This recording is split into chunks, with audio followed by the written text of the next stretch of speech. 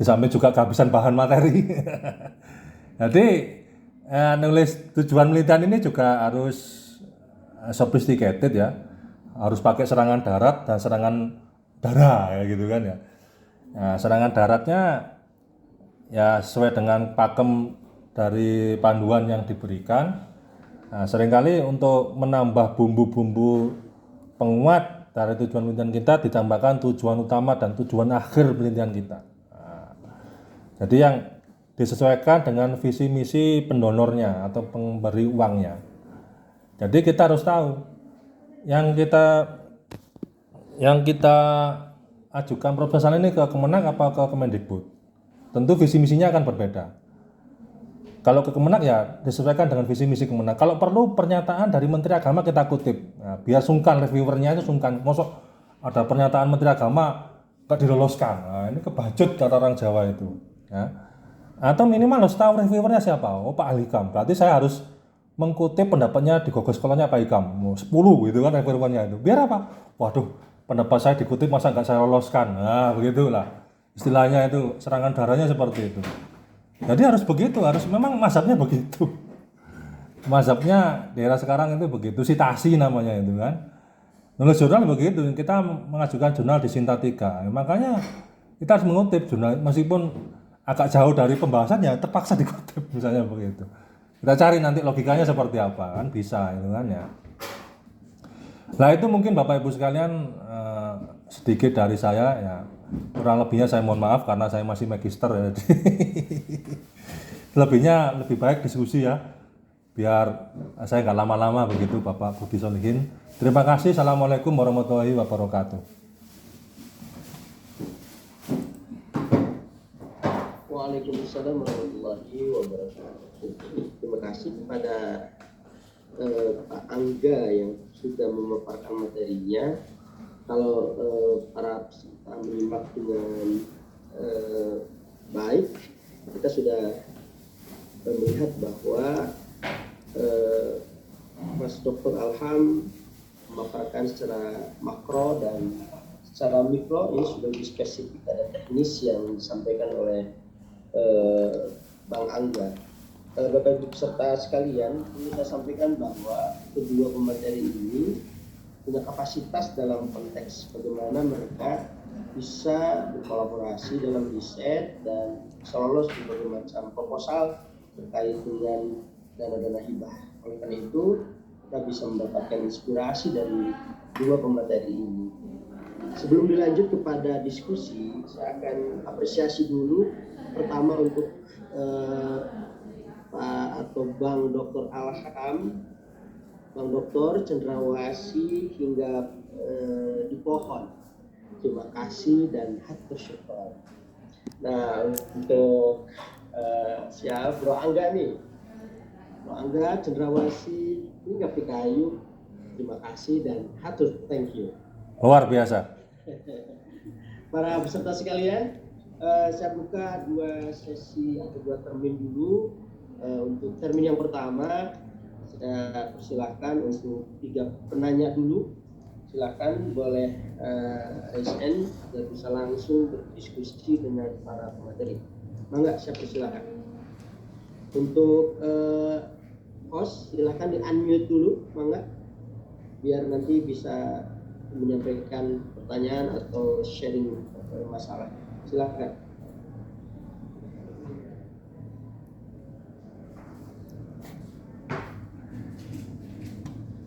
Atau kalau tidak langsung boleh di chat ya, enggak?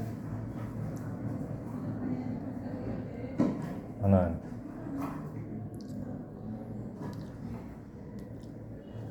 Ya sambil menunggu Bapak Ibu sekalian ya untuk menyusun pertanyaan penelitian question research ya, yang paling gampang itu terdiri dari 3 aspek. Satu, pertanyaan deskriptif ya. Itu menanyakan proses penerapan moderasi beragama, proses bagaimana itu terjadi ancaman krisis dan sebagainya. Itu pertanyaan deskriptif. Pertanyaan nomor 2, question research, pertanyaan transformatif, kritis ya. Itu bagaimana kita kemudian menyelesaikan itu atau implikasi apa misalnya yang dihasilkan setelah praktek metode besi beragama pada keluarga mu'alaf tadi itu misalnya.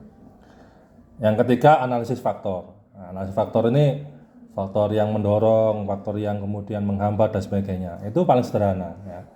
Dan itu sangat visible dapat diselesaikan untuk penelitian yang sifatnya 10 juta, 20 juta, 30 juta. Nah, jadi Bapak Ibu sekalian yang masih bingung konstruksi pertanyaan penelitian di bidang sosial keagamaan 3 tadi ya. Satu punya pertanyaan deskriptif, mungkin di nomor pertanyaan pertama. Yang nomor 2 adalah pertanyaan kritis, ya kan? Yang di nomor 2 tentang bagaimana cara penyelesaian. Yang ketiga pertanyaan transformatif, implikasi dan sebagainya. Kalau Bapak Ibu sekalian ada istilah-istilah itu kan membuat reviewer, wah ini orang ini menguasai betul kondisi di lapangan dari cara ngomongnya dan sebagainya kan gitu. Nanti kalau bisa riset question seperti ini dimunculkan ketika presentasi begitu Bapak Ibu sekalian. Saya melihat teman-teman saya kalau di Win Malang ya itu cenderung datar itu kan ketika dia presentasi membaca gitu kan, tetapi tidak disebutkan pertanyaan nomor 1 ini arahnya kemana gitu kan. Apa yang ingin digali di pertanyaan nomor 1, pertanyaan nomor 2 digali apa. Nanti kan ini tidak disebutkan sehingga dia tidak punya dasar mengeluarkan pertanyaan nomor 1 untuk apa. Atau kemudian bisa saja Bapak Ibu sekalian menambahkan bahwa pertanyaan nomor 1 saya jawab dengan pendekatan fenomenologis, pertanyaan 2 saya jawab dengan pendekatan kontekstual. Pendekatan kedua ini saya integrasikan sehingga kemudian berimplikasi pada pertanyaan nomor 3 misalnya begitu. Itu cara saya technically untuk menjelaskan rumusan pertanyaan. Ya, tidak semua masalah diteliti, tapi yang bisa diteliti namanya pertanyaan penelitian. Yang paling urgen dari segala masalah di dunia itu pertanyaan penelitian. Nah, seperti itu. Mungkin ada pertanyaan Bapak Ibu sekalian sambil nunggu. Oke, saya mengawali ya. Oke, Bapak. Bang Dokter sama Uga, pertanyaan saya ini gini. Kalau trennya proposal yang lolos itu menggunakan pendekatan kualitatif atau kuantitatif, itu trennya seperti apa? Kalau lihat presentasi materi itu kita harus lihat bagaimana keinginan yang menyiapkan dana itu, berarti trennya itu kita harus bisa raba.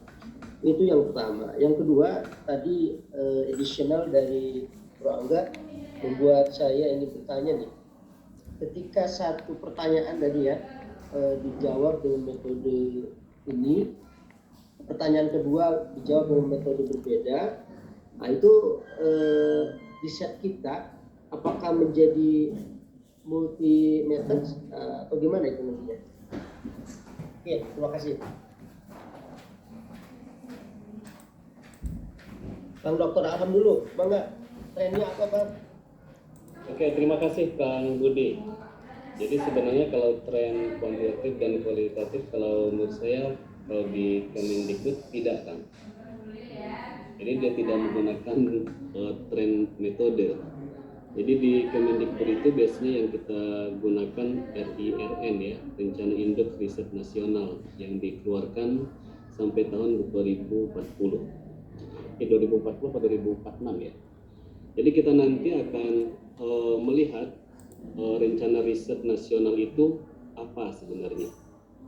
Saya misalkan menulis riset saya tentang ada kearifan lokal. Situ ada saya lihat di RIRN itu ada kearifan lokal. Maka saya ambil riset kearifan lokal. Karena saya memang pembelajaran terkait dengan kearifan lokal di situ. Kemudian setelah itu nanti akan diturunkan kepada rencana riset kita yang ada di perguruan tinggi biasanya. Kemudian habis itu di rencana roadmap riset saya sendiri. Jadi nanti ada dari top down-nya itu RIRN, kemudian nanti ke rencana riset saya apa. Misalkan keterampilan saya meriset itu kearifan lokal itu terkait dengan keterampilan sosial berbasis kearifan lokal gitu ya. Nah itu tentu secara metode dia akan ada kuantitatif, ada kualitatif gitu. Nah, jadi kita harus merujuk kepada rencana induk riset nasional itu. Jadi kalau dia tidak ada masuk dalam rencana induk riset nasional, maka secara otomatis ketika kita mengklik di Bima atau Fusionitamas itu, dia tidak akan masuk di situ kan. Karena saya bilang tadi risetnya dalam skemanya Kemendikbud itu dia ada riset skema dasar, ada skema terapan, ada skema pengembangan di situ. Nah, kalau kita sudah masuk skema terapan, tentu bahwa riset yang kita lakukan dia tidak hanya mengimplementasikan hasil dari riset yang kita lakukan, tetapi bagaimana riset itu juga bisa diterima oleh orang lain dan juga kita harus memiliki mitra. Memang mungkin agak berbeda ya pola pandangnya riset di Kementerian Agama dengan di Kemendikbud. Kalau saya perhatikan itu agak beda. Jadi di Kemendikbud itu yang pertama dia fokus, yang kedua adalah luaran dari risetnya itu yang akan diminta. Jadi kalau jadi makanya di Kemendikbud itu selalu saya bilang risetnya multi years dia 1, 2 sampai 3 tahun. Tahun pertama misalkan saya conference internasional di mana, kemudian nanti luarannya adalah jurnal nasional terakreditasi. Tahun kedua saya submit di jurnal Perindeks Scopus. Tahun ketiga dia sudah harus artikel itu sudah harus terbit di Scopus. Nah yang dia kejar itu adalah luaran. Jadi kalau luarannya tidak terpenuhi, maka pada pengajuan berikutnya akan terkunci karena saya masih ada hutang luaran riset gitu. Maka itu yang dikejarnya itu. Jadi masalah dia kuantitatif, kualitatif itu tidak menjadi permasalahan. Yang penting fokus risetnya itu jelas, apa yang akan dia lakukan, kemudian luarannya apa, dan apa urgensi dari riset yang dia lakukan. Itu Kang Budi. Masya Allah. Hatur syukran. Inspiratif banget. Jarang jarang monotahun, tidak. Mungkin dosen pemula saja yang monotahun. Maka Kemendikbud itu jarang dananya yang 10 juta, 20 juta itu. Ya dananya ratusan juta dia mainnya dia di Kemendikbud itu. Bro Angga ada tambahan? Ya,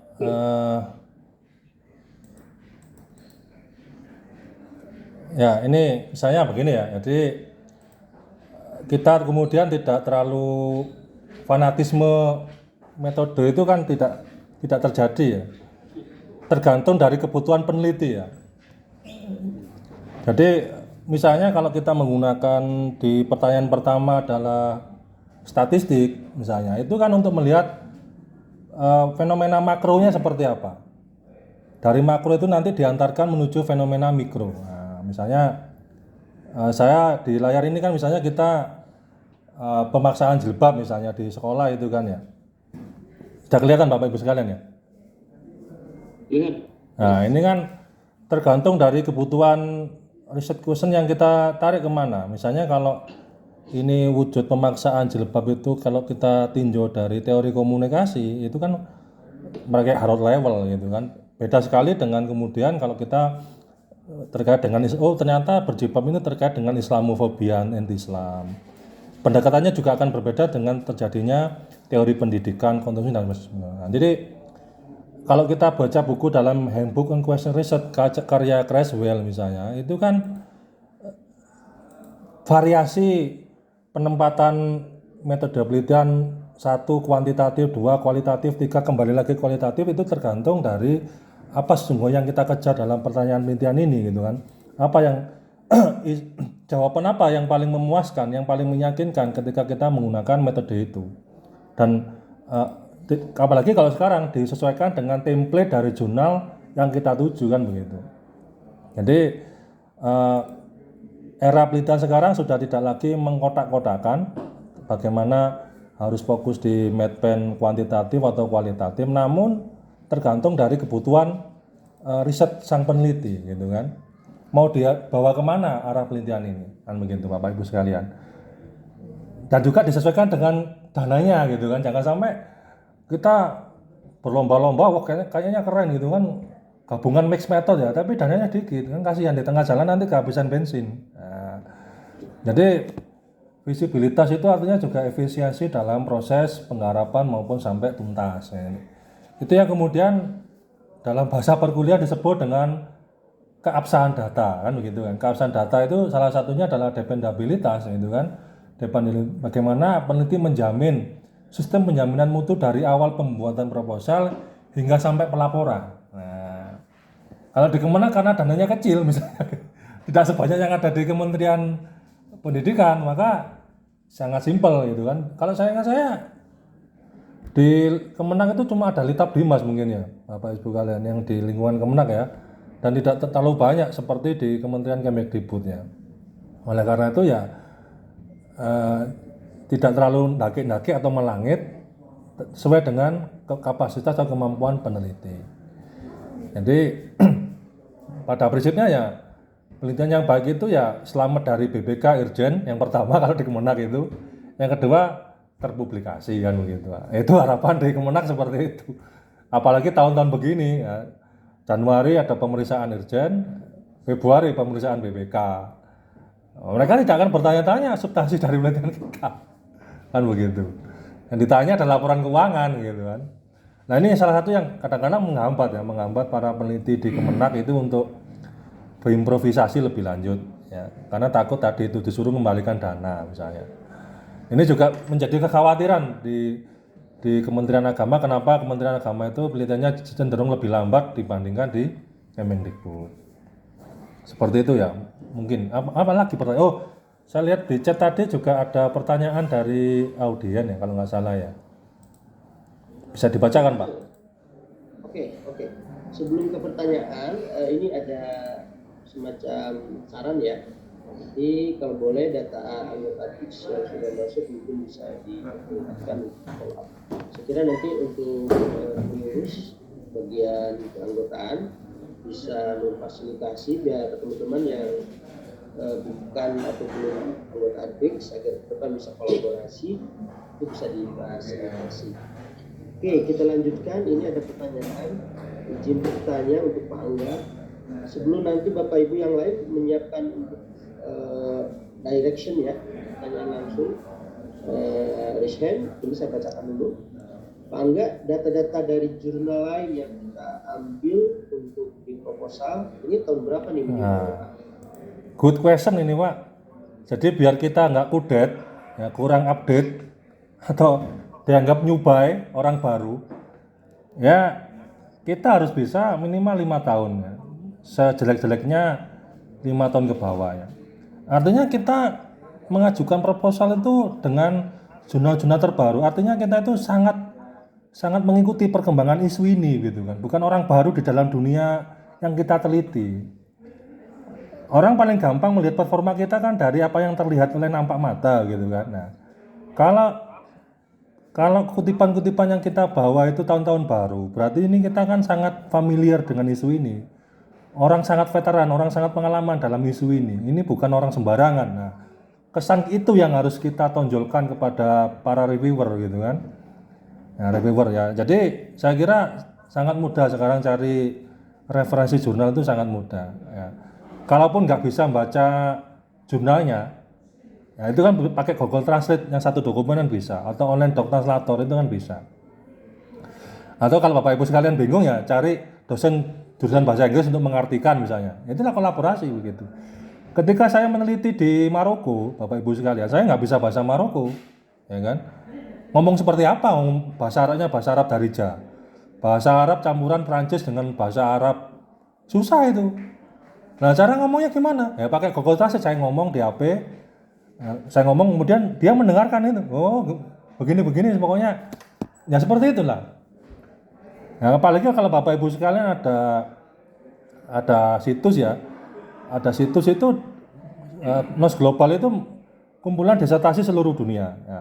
Jarang sekali disertasi dari Rusia, dari Slovenia yang itu menarik, jarang dikutip itu. Nah itu kan canggih gitu kalau bisa itu. Jadi referensinya jangan hanya bahasa Inggris, nanti terbatas begitu Bapak Ibu sekalian. Ya, coba referensi ya, pakai dari Cina atau apa begitu, sehingga kemudian bau globalnya itu terlihat dari tulisan ini itu. Ambunya atau baunya itu udah powerful gitu. Nah, yang ketiga Bapak Ibu sekalian, ketika nulis itu biasanya kan menghadapi reviewer tua ya, profesor tua. Itu kan kacamatanya kan tebal. Karena tebal itu biasanya susah baca yang narasi yang terlalu padat itu malas gitu kan. Buat skema. Nah, buat skema Vulcano bulatan, kotak, segitiga. Nah, dibuat skema begitu yang disebut dengan roadmap tadi itu. Kalau bisa membuat skema seperti itu, ya biasanya kan jadi shortcut, jalan pintas. Oh, kayaknya dari skema sudah meyakinkan ini. Saya nggak perlu baca detailnya.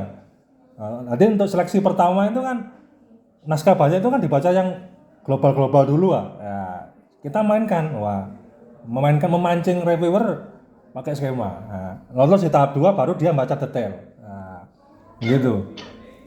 Itu kalau bukan Pak Alham ya, kalau Alham masih muda ya. Kalau yang profesor-profesor tua itu kan begitu.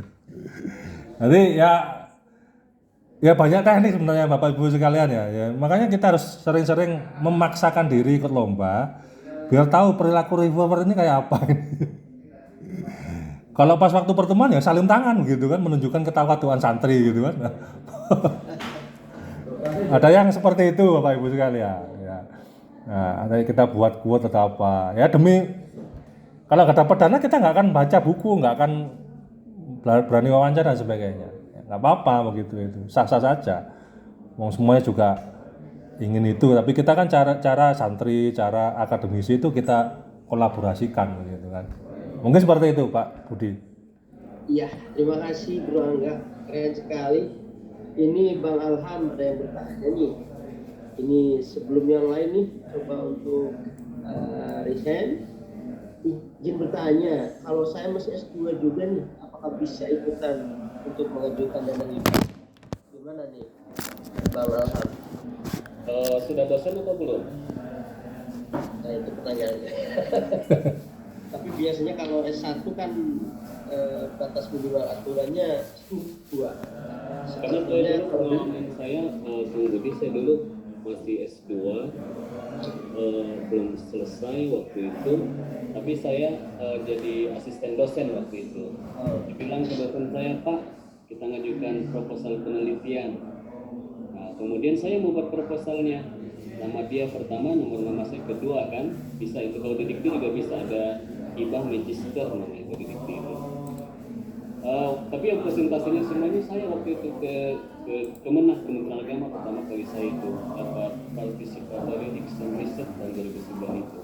Saya sendirian kan masih S1 waktu itu, masih grogi-grogi gitu. Yang lainnya pada doktor kan, ada profesor gitu. Jadi intinya bisa saja kalau di Dikti ada disediakan masih S2 namanya ada hibah magister, kalau di S3 ada hibah doktor. Hibah magister itu di Dikti 50 juta dia. Tapi nama pertamanya itu adalah dosen pembimbing kita, nama keduanya kita. Tapi nanti dari ketika publikasi itu tetap nama mahasiswa yang jadi nama pertama. Waduh. Jadi kalau sudah jadi asisten dosen bisa saja. Jadi apalagi sekarang sebenarnya dalam rangka MBKM itu semua hibah yang kita ajukan ke Dikti itu kita harus melibatkan mahasiswa ikut dalam kegiatan riset yang kita lakukan. Jadi masih menjadi anggota. Jadi untuk menjadi ketua mungkin belum bisa karena belum memiliki MDN. Terima kasih, keren Bang. Silakan yang lain bisa raise angkat tangannya biar bisa langsung dialog dengan para pemateri. Mas Anam, barangkali ada ini dulu, silakan Mas Anam, bangga. Oh iya, terima kasih. Assalamualaikum warahmatullahi wabarakatuh. Jelas, waalaikumsalam.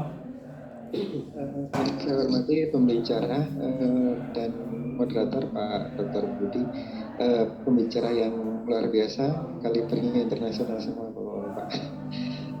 Pak Ana yang saya kenal ini asistennya profesor, jadi udah profesor duluan.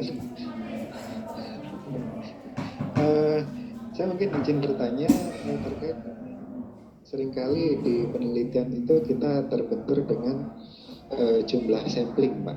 Jumlah sampling itu kita mau probabilitas sampling atau non probabilitas itu seringkali terkait sekali dengan biaya ya. Tadi Pak Angga menjelaskan biaya gitu, dengan penelitian. Kalau di Dikti itu mungkin gimana mensiasatinya? Apakah kalau dananya gede, apakah kita pakai probabilitas? Atau mungkin kalau ukuran Kemenag gitu, apakah kita pakai probabilitas atau pakai probabilitas gitu ya? Samplingnya mau benar-benar apa samplingnya di kriteria yang kita kurangi? Terus seringkali dalam penelitian itu kita dikejar untuk membuat jurnal. Pertanyaan yang pertama tadi terkait dengan metode sampling. Pertanyaan yang kedua terkait dengan pembuatan luaran. Jadi kalau di penelitian dikti itu seringkali anggarannya hanya luarannya saja Pak yang saya tahu ya. Jadi pelaporan keuangannya nanti kalau luaran kita sesuai ya udahlah selesai gitu ya. Nah masalahnya ya, luarannya ini dikejar waktu gitu kan. Gimana cara mensiasati ke Bapak? Terima kasih pertanyaan dari saya cukup. Assalamualaikum warahmatullahi wabarakatuh. Waalaikumsalam warahmatullahi wabarakatuh. Assalamualaikum warahmatullahi wabarakatuh. Bang Ilham dulu, silakan. Oke, terima kasih Kang Budi. Jadi kalau di dikti sebenarnya kalau terkait dengan populasi dan sampling itu dikembalikan lagi kepada peneliti ya, Mas Anand. Jadi yang penting kalau di dikti itu kan dananya tidak ada dana, kita harus merujuk kepada PMK saja. Kalau sekarang PMK 83 tahun 2023 ya, itu yang harus kita rujuk.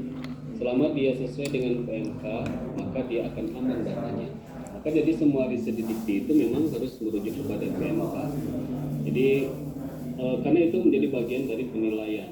Misalkan kita membuat uang harian, kalau dia dari di kota Bandung itu berapa per harinya, itu harus sesuai. Maka itu kalau sudah sesuai dengan PMK anggarannya itu, pasti dia kemungkinan besar kita sebagai reviewer itu nilai dia ini paham tentang pengelolaan keuangan.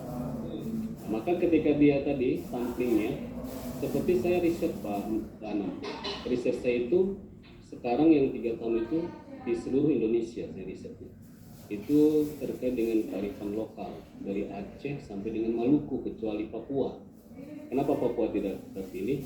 Karena saya masih takut ke Papua, takut kena tembak, ya kan? Nah, itu bisa dibayangkan kan dana berapa yang kita anggarkan ke dikti itu. Tetapi karena dia sesuai dengan PMK dan fokus risetnya itu sesuai, maka itu didanai oleh dikti kan. Nah itu kalau secara umum di PMK itu kan dimuat misalkan populasi berapa dananya, untuk sampling berapa, pengolahan data per orang ini juga berapa gitu kan, pengolahan data untuk satu orang itu berapa dananya. Pokoknya kita ketika membuat anggaran sesuaikan saja dengan PMK. Kalau nggak salah kalau di PMK itu kan penelitian dasar itu dananya sekitar 450 juta kan. Kita mau populasi besar akan lebih baik lagi. Jadi intinya kembali kepada kitab sucinya PMK, Peraturan Menteri Keuangan. Kita lihat SBM dan SBK-nya. Yang kedua, luaran dikejar waktu. Maka kita memilih luaran yang memang kira-kira memang bisa kita jangkau. Jadi jangan sampai kita ingin mendapatkan nilai yang bagus, riset kita dalam waktu 2 tahun kita menjanjikan luaran jurnal internasional bereputasi terindeks Scopus. Ya, itu namanya kita bunuh diri kan. Nah, maka kita sesuaikan saja. Kan ada pilihan di sana, ada jurnal nasional terakreditasi Sinta 2, 3, 4. Ya, kita pilih saja dijanjikan nomor 4 gitu. Janjinya yang rendah-rendah saja. Misalkan tahun pertama kita international conference, saya maunya di Jepang gitu. Ikut saja ke Jepang conference-nya gitu. Tahun kedua saya misalkan saya bisa itu jurnal nasional terakreditasi Sinta 3 kan masih gampang. Kemudian bikin buku monograf gitu. Nah itu gampang gitu kan. Jadi memang luaran kita harus pertimbangkan sekiranya kita memang bisa menjanjikan luaran itu. Karena kalau di dikti, kalau kita tidak berjanji tapi tidak kita tepati, itu akan dikejar sampai kita ke liang kubur katanya kan. Maka di sistemnya itu selalu terkunci dia, masih ada utang luaran gitu. Jadi begitu. Dan kemudian kalau kita di dikti itu kan kelebihannya, kalau kita menjanjikan Sinta 2, Sinta 3 misalkan, tapi tiba-tiba artikel kita terpublish di Scopus, maka kita akan dapatkan insentif kan. Nah itu kelebihannya, kita janjinya nomor 2, ternyata kita bisa terbit di Scopus, nanti dia akan mendapatkan insentif lebih dari dikti. Jadi janjinya jangan sampai terlalu tinggi, tetapi yang rendah saja. agar kita bisa memenuhi juara yang kita janjikan. Terima kasih. Terima kasih. Silakan Bro Angga langsung. Siap Komandan. Jadi mungkin sering kali kita lakukan ketika kita mengajukan penelitian itu setiap tahun mati.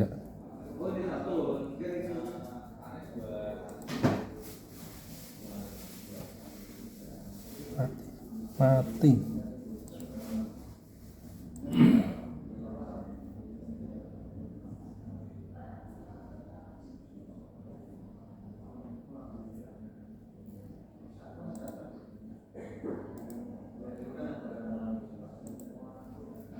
Mati.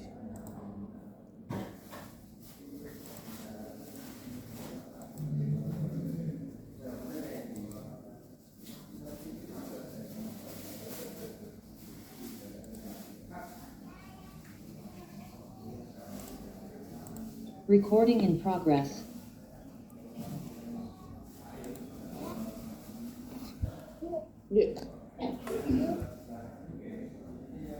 Halo.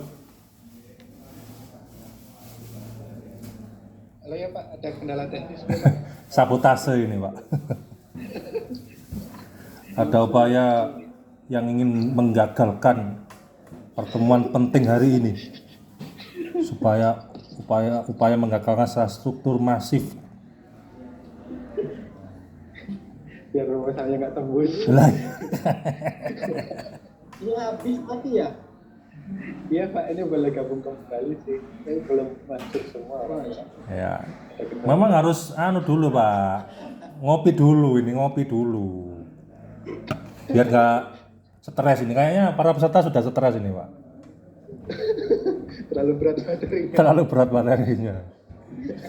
Mas Anam, Iya Pak. ini harusnya diinformasikan dari awal ini. Sepertinya teman-teman nggak tahu ini. Apa ini Pak? Makanya saya nggak ngeset waktunya dibagi biar sesi ini.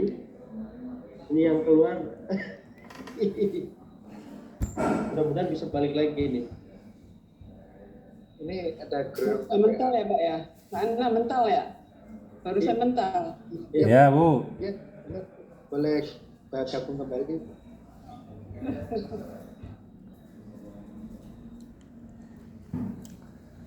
Ini apa yang hadir ini ya Pak ya? Dari Jawa Barat apa campur Pak? Campur. Campur ya. Wah. Ya. Kebanyakan bukan belum anggota aktif. Nggak apa-apa.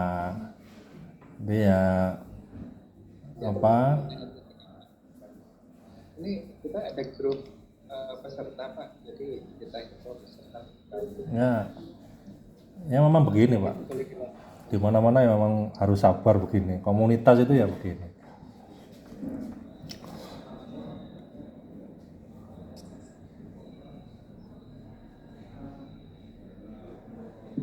Pak Ilham sudah gabung Mas? Belum ya? Sudah Pak, barusan. Oh, sudah. Kita keluar sendiri. Lah ya itu. Saya tunggu-tunggu, nggak ada yang masuk, nggak masuk lagi. Oke. Sama. Betul. Tadi jumlah pesertanya berapa? 40 ya? Lebih ya? 40. 40-an ya? Wah luar biasa ini, kerja kerasnya ini. Acara dadakan aja udah rame nih, apalagi kalau kita nanti lebih intens ya Bapak Ibu sekalian ya.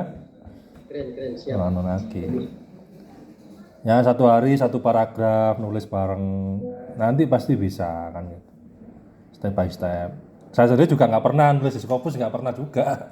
Maka dengan ada forum ini kan memotivasi kita semua gitu. Cinta aja saya juga nggak tahu, nggak pernah gitu kan. Asal ngomong aja kan ini saya. Berarti tip kita sama Pak. Saya one day juga one paragraph. Ya, jadi istilahnya ODO Pak di kami, one day one paragraph. Nah, Jadi nggak repot nulis. nggak repot. Dicicil. Nggak pusing gitu, nggak stres ya, cuma iseng-iseng aja. Ya, makanya itu. Ya ini kan menulis itu kan tradisi Pak, bukan kompetensi. Jadi ya itu yang setiap hari kita lakukan ya. Sehingga kemudian ya automatically without thinking, otomatis tanpa berpikir. Ketika sudah insting ya otomatis buat kalimat, buat judul dan sebagainya. Ini peluang untuk kesejahteraan intelektual, kesejahteraan finansial dan sebagainya. Jangan sampai proposal gini aja diterima. Kenapa kita nggak ngajukan begitu? Kadang-kadang kita baca proposal teman kita kan gini aja kok diterima gitu. Padahal kita nggak buat. Nah, seringkali kan gitu toh teman-teman itu kan.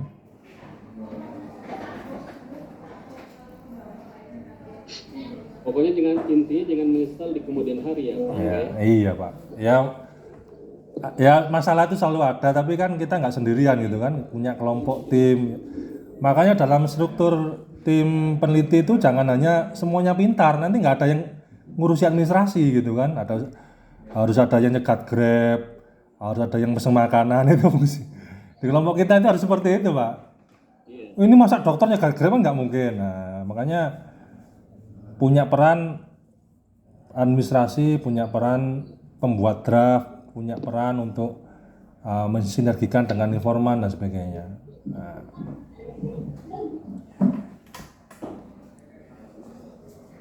Gimana Bapak? Dimulai apa gimana? Tadi jawab pertanyaannya apa ya? Kok lupa saya. Populasi Pak Angga. Oh, populasi ya.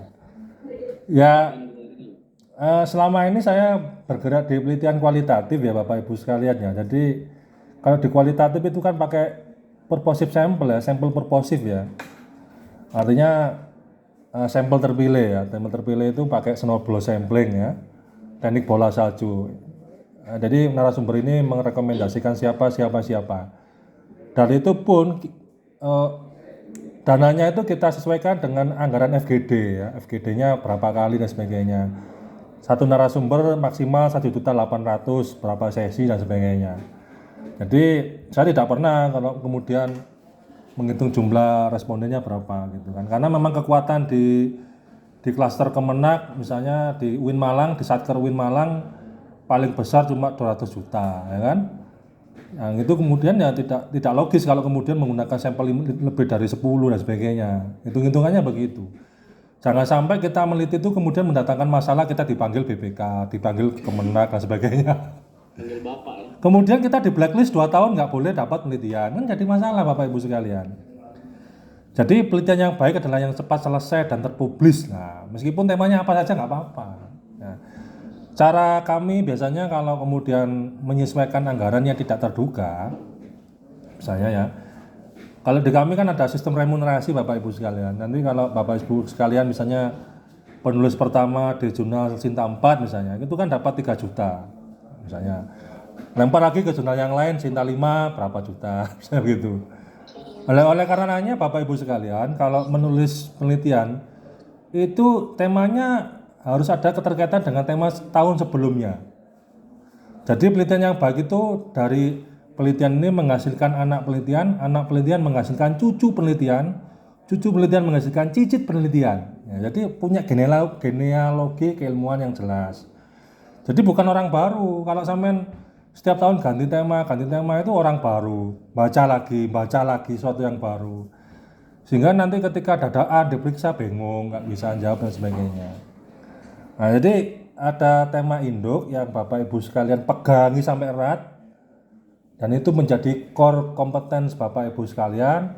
Dari tema itu nanti kemudian tahun 2022 saya aspek ini, 2024 aspek ini, 2025 aspek ini. Nah, sehingga naskah itu sudah setengah matang, tinggal dikontekstualisasikan, diupdate aja begitu. Itu nggak akan kesulitan, selalu akan ada tema-tema yang segar gitu kan. Karena kalau kita paham penelitian itu salah satu novelty-nya, meskipun sering dikaji banyak orang, namun tetap hangat dan aktual karena selalu menjadi viral setiap tahun dan sebagainya.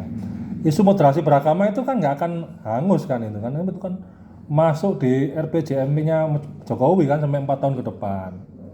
Nah Bapak Ibu sekalian misalnya moderasi beragama ditinjau dari aspek sosiologis kemasyarakatan tahun ini, tahun depan ditinjau dari kajian-kajian manuskripnya. Moderasi beragama ditinjau dari aspek psikologi komunitas. Nah, core-nya tetap moderasi beragama begitu. Sehingga kemudian Bapak Ibu sekalian guru sertifikasi dosennya tentang moderasi beragama atau relevansi dengan ilmu tadi itu. Dengan seperti itu penelitian yang memintarkan kita bukan jadi makelar proyek penelitian. Nah, kalau ganti tema itu jadi makelar proyek penelitian, tapi kita memintarkan kita dan memintarkan teman kita kan gitu.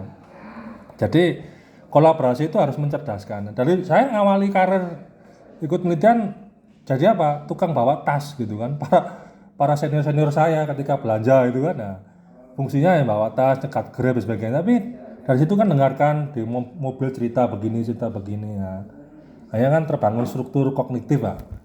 Oh caranya ngawali begini, caranya nulis awal begini. Nah, pengalaman yang seperti itu yang mahal. Makanya bagi adik-adik yang masih S2 atau masih S1 ya, jadi asisten peneliti itu penting.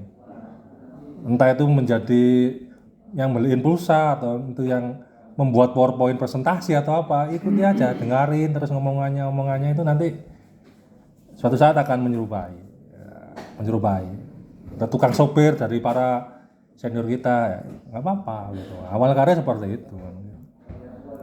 Terus selanjutnya apa tadi ya pertanyaannya ya? Kok lupa sih? Apa Pak Budi? Jika untuk keluaran dikejar per waktu, tipsnya gimana tuh? Nah ya itu tadi ya. Jadi ketika kita mengajukan proposal sudah ada bayangan dari awal, sudah ada bayangan saya ingin submit di mana gitu loh. Jadi tema jurnal kita sudah menyesuaikan template jurnal yang kita targetkan. Nah, selama ini asal ngajukan begitu. Jadi tidak ada target jurnal karena sekarang ini rezim jurnal Bapak Ibu sekalian ya. Apa-apa ya ngikuti kemauan pengelola jurnal. Nah, dan plan A, plan B-nya ya. Plan A, plan B-nya itu ya harus mengikuti sitasi ya. Jadi salah satu agar kita kemudian pengelola jurnal itu berpihak kepada tulisan kita ya. Itu ada perjanjian tidak tertulis dari para pengelola jurnal harus mensitasi minimal 5 sampai 10 misalnya. Itu misalnya untuk membangun kedekatan emosional dengan para pengelola jurnal. Para reviewernya di jurnal itu kita kutip pendapatnya. Sehingga ketika dia mereview tulisan kita di jurnal itu ada keberpihakan, kecenderungan sedikit kan begitu. Apalagi kalau kita kemudian melakukan studi evaluasi jurnal tadi, 5 tahun perkembangan jurnal apa begitu. Isu apa misalnya gitu. Aktif dalam diskusi editor para jurnal. Jadi kita mengakrabkan diri di para pengelola jurnal itu. Kalau nggak begitu ya gimana begitu. Saya ini omongan dari para editor in chief Scopus ya. Saya itu memang terjadi kesepakatan di antara para pengelola jurnal itu. Kalau sudah Scopus itu kan tema apa aja kan bisa masuk. Kalau sudah Scopus begitu perjanjiannya itu. Saya tahu sendiri karena saya ikut di grup itu ada 4 orang gitu kan ya.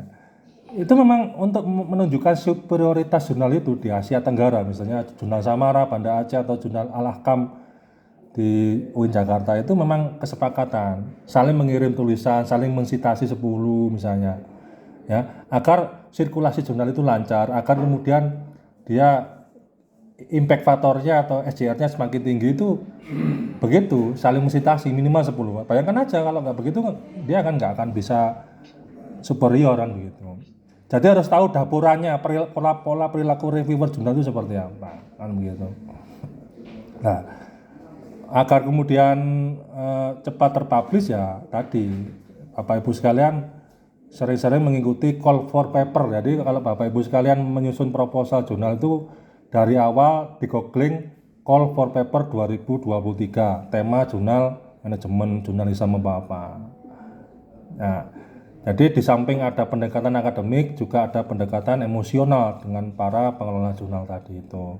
Kalau dia mengadakan simposium, konferensi ikuti kan gitu. Jadi membangun rasa dulu. Nah, itu yang sudah pernah saya alami seperti itu Bapak Ibu sekalian. Itu Pak Budi. Oke, terima kasih Bro Angga. Mangga para peserta atau dari pengurus Adpix atau dari anggota yang masih ada pertanyaan, masih ada waktu, silakan bisa raise hand-nya atau bisa melalui chatting. Dan perlu kami informasikan kembali bahwa link absen yang terakhir itu yang dianggap benar ada kekeliruan di link absen sebelumnya, dan yang tadi sudah hilang, maka diganti atau diisi kembali. Silakan, ada yang bertanya, monggo.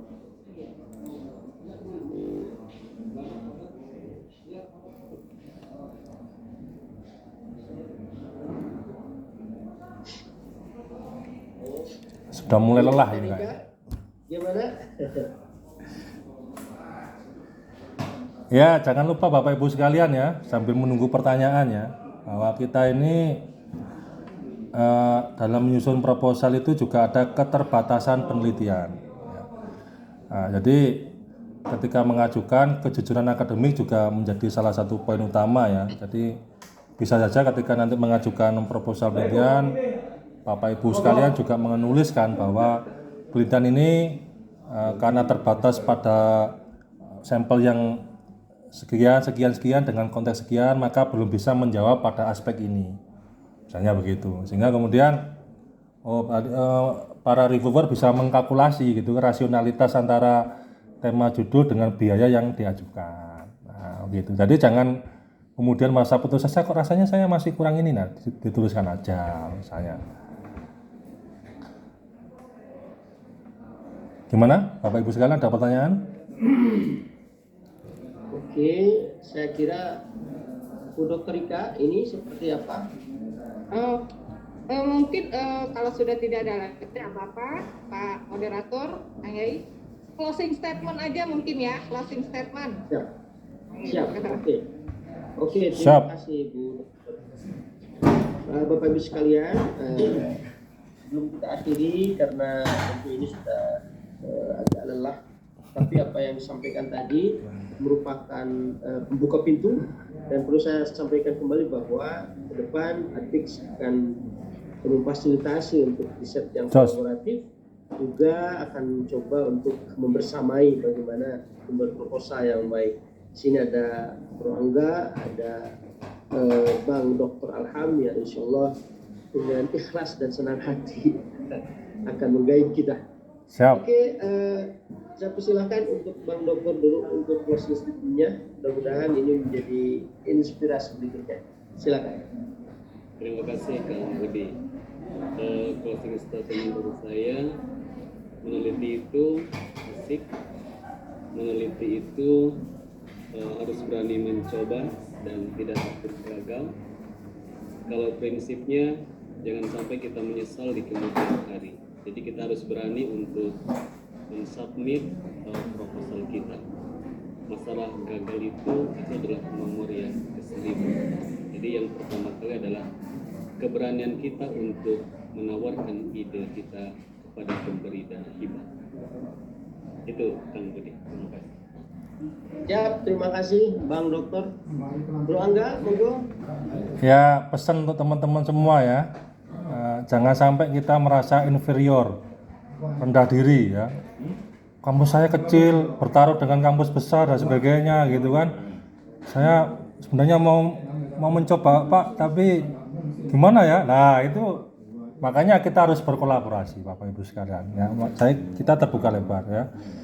Kita betul-betul agar optimis lah, kita bisa lah. Saya yang dulu lapor koran ya, meskipun dengan segala keterbatasan saya ya bisa ke situ misalnya. Nah, mari kita bersama Adpix memintarkan diri kita, memintarkan semua orang, mencerdaskan mahasiswa kita. Niatkan semua ini agar kita cerdas bersama-sama. Demikian Pak Budi Solehin.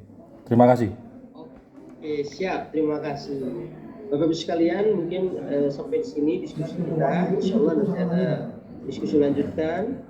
Saya sampaikan terima kasih kepada seluruh peserta, baik itu pengurus atau anggota atau yang masih belum bisa bergabung Adpix dan pengurus bisa memfasilitasi. Terakhir saya akan sampaikan salah satu yang disampaikan oleh Albert Einstein, bahwa salah satu tanda orang cerdas itu orang yang paling cepat respon terhadap perubahan. Semoga perubahan yang baik ini bisa kita dapatkan setelah kita melakukan sungguh. Sampai di sini dulu, saya Budi Solihin, mohon maaf atas segala kekurangan. Sekali lagi saya sampaikan terima kasih buat Bro Angga dan untuk Abang Dr. Abang. Dan terima kasih juga untuk Bunda Rika. Assalamualaikum warahmatullahi wabarakatuh. Waalaikumsalam warahmatullahi wabarakatuh. Waalaikumsalam warahmatullahi wabarakatuh. Saya semuanya. Salam. Terima kasih, Bro. Terima kasih. Bro Angga. Baik. Terima kasih. Mereka makasih deh. Ya, Ya, sama. Ya, masalah. Pamit dulu. Pamit ya, pamit. Pamit. Ya, Mas. Aku nang Pak Haji sih, langsung ditelepon